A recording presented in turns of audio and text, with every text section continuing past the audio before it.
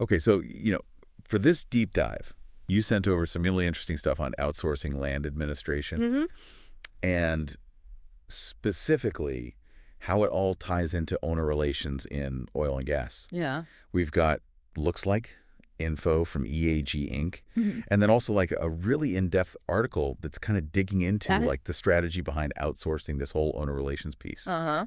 So I guess what we really want to try and figure out today is, Yeah. why are these connections between oil and gas operators and all their interest owners so important? We're talking about the folks who hold royalty interests, working interest partners, all of them. Right. All the stakeholders. Exactly. Yeah. And then how can outsourcing this whole thing, how can that maybe be like a real game changer? I mean, it's all kind of tied to that idea of, a social license to operate, right? It really is. And I think what really jumps out from this material right off the bat Yeah. is that this whole idea of managing these owner relationships, it's way more than, just processing some paperwork or answering the phone, Sure. This Jennifer Martinez, she makes a great point in here about it really being about building trust. Yeah. And I think she's absolutely right on, when these relationships are strong, Yeah. they're a huge asset. But if you mess this part up, Yeah.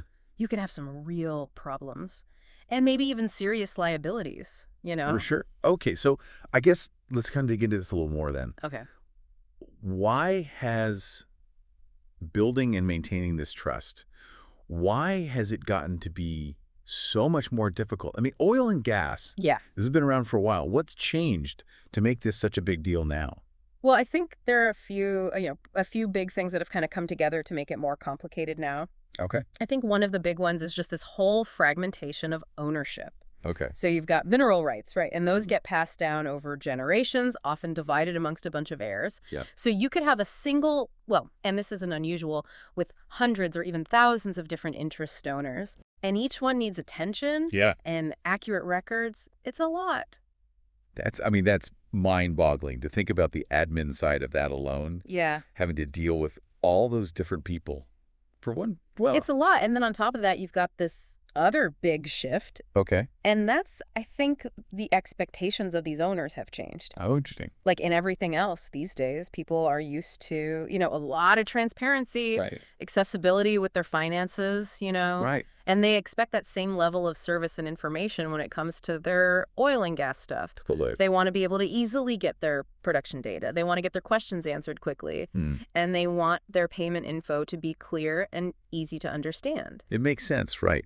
I mean, we're so used to instant information and smooth service with like everything else now. Exactly. So of course you'd expect the same thing when it comes to, oil and gas. Exactly. So it's not just the growing number of owners, it's also that their expectations for service have really changed. Gotcha. Okay, so we've got more owners and they want more. Yes. Is there anything else adding to this whole like complicated situation? Oh, yeah. Then you throw in the legal and regulatory environment, which is always changing, of course. Right. And the rules for things like royalty payments, reporting, even what happens with unclaimed funds.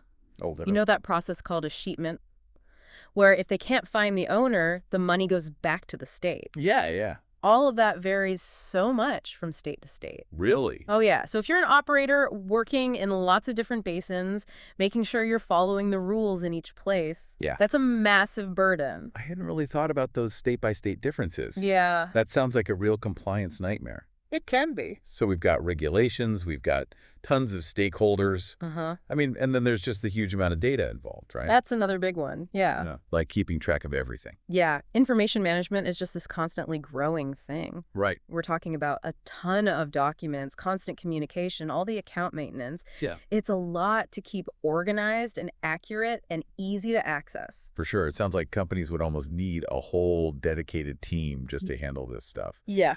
But the article you sent over, it also talks about how tough it is to keep enough staff. Right, and that's key. Yeah. A lot of companies, especially when the industry's not doing so hot, they have to streamline, cut costs, and often that means cutting admin staff, which includes the owner relations people. Oh, wow. Michael Thompson, he calls it a perfect storm, where you have this growing complexity, Yeah. but then fewer resources to deal with it all. Right. So basically, it's just not really working to do it the old way in-house anymore. For a lot of companies, no. Okay, so I guess this is where outsourcing comes in. Hmm. And these materials they really point to EAG Services as kind of the experts here. So what makes them different from just a regular, business process outsourcing company? The big thing about EAG is they are laser focused on the energy sector. Okay. Robert Chen actually says that their teams speak the language of division orders, Okay. joint interest billing, and production accounting. Right. So they don't just do customer service. Yeah. They get the industry, all the ins and outs. Right, because that stuff is so specific. It is, yeah. And their systems are also built just for oil and gas owner relations. It's not a generic thing. So it sounds like with all the technical stuff involved here, that expertise would be really important. Absolutely. Okay, so what kinds of services are we talking about here when it comes to owner relations support? Oh, it's really a whole package. They handle pretty much all of the interactions and admin stuff. Okay. So let's start with managing owner inquiries. Okay. Basically, they're the main point of contact for anything owners need. Yeah. Phone calls, emails, letters, you name it. They track everything, document it all, and they have a system for escalating the more complicated stuff. Okay. There's a quote here from Sarah Williams. She talks about how efficient EAG's representatives are. Yeah. And how good they are at what they do. And I think that's really key here. So it's not just about answering phones. It's about having people who actually know what they're talking about. Yeah, exactly. And that makes a difference for the owners. Right. It impacts how they see the operator. For sure. Okay, what about the financial stuff, like managing all the payments and statements and everything? That's another really important piece. Okay. EAG handles all the revenue payments to royalty owners and the joint interest billings for working interest owners. Mm-hmm.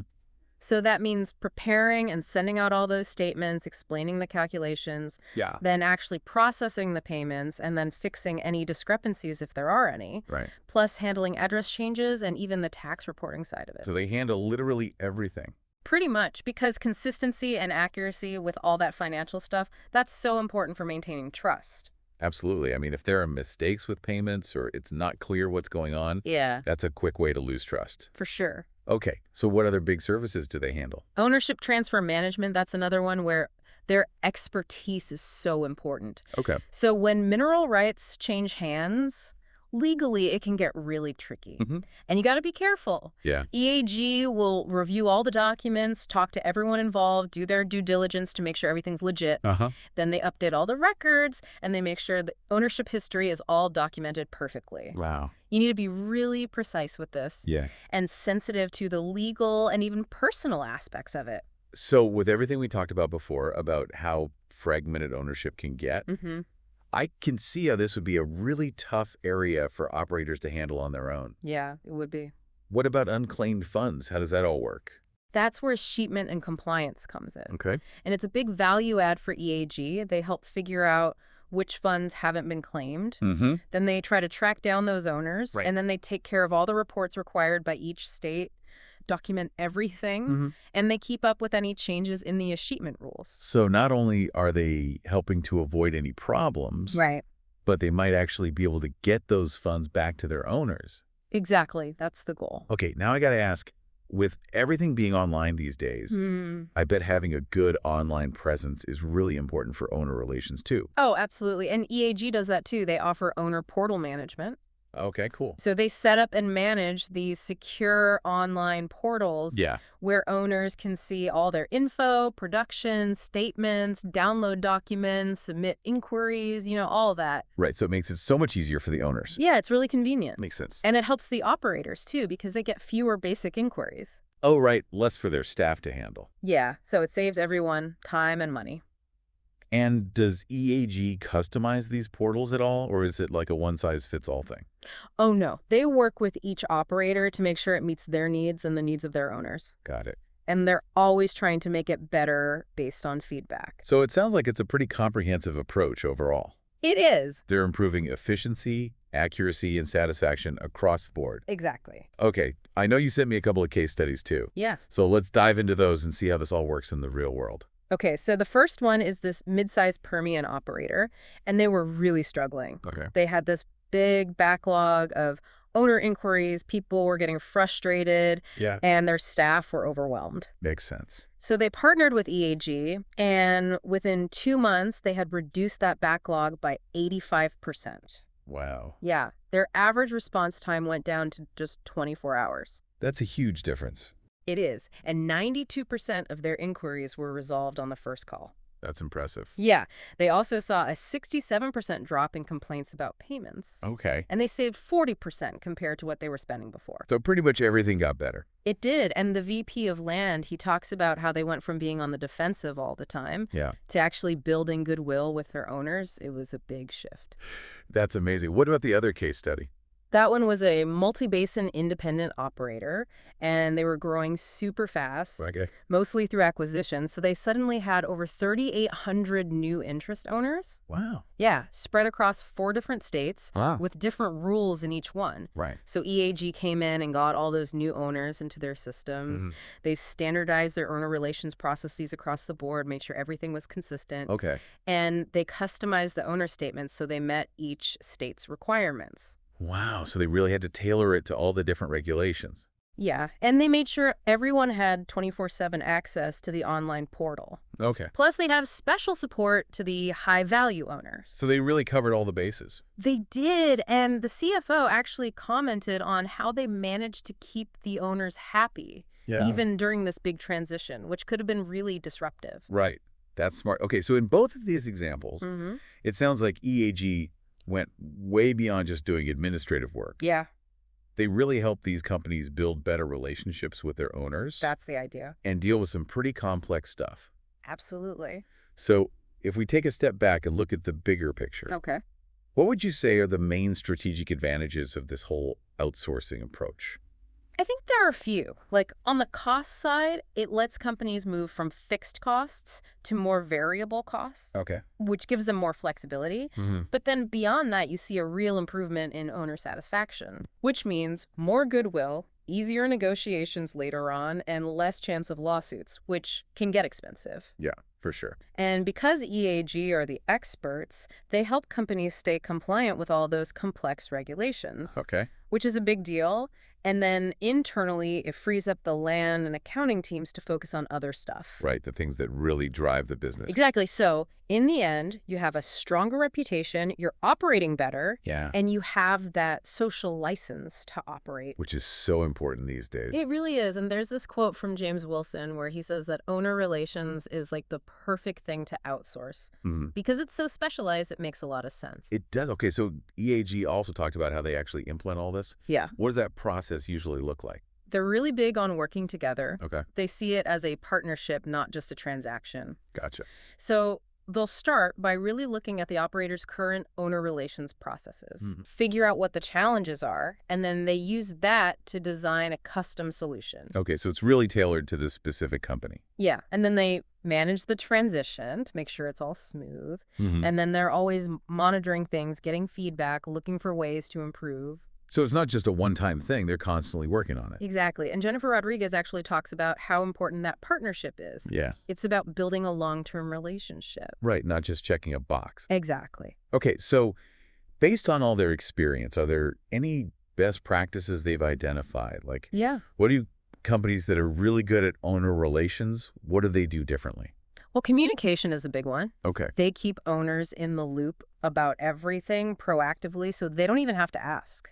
Gotcha, so being ahead of it. Yeah, and they're consistent with their processes, so everyone gets the same level of service. Right, fair. And they understand that for a lot of these owners, this royalty money is a big part of their income.